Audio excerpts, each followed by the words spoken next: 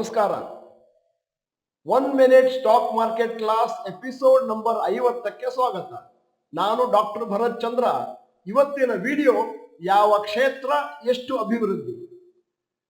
IT stocks 10 ವರ್ಷದಲ್ಲಿ average ROE 23.9% ಮತ್ತು average chemicals ನಲ್ಲಿ 20.3%, ಹೆಲ್ತ್ ಕೇರ್ ನಲ್ಲಿ 18.7%. ಅಂದ್ರೆ ಆವರೇಜ್ ಸ್ಟಾಕ್ ರಿಟರ್ನ್ಸ್ 2014 to 2023 22% ಆಯಿತು. ಇನ್ಫ್ರಾಸ್ಟ್ರಕ್ಚರ್ ನಲ್ಲಿ 10 ವರ್ಷದ ಆವರೇಜ್ ROE 17.8%, ಆಟೋಮೊಬೈಲ್ ಆನ್ಸಿಲರೀಸ್ ಅಲ್ಲಿ 17.7%, ಲಾಜಿಸ್ಟಿಕ್ಸ್ ನಲ್ಲಿ 16.2%, ಆವರೇಜ್ ಸ್ಟಾಕ್ ರಿಟರ್ನ್ 2014 to 2023 13%.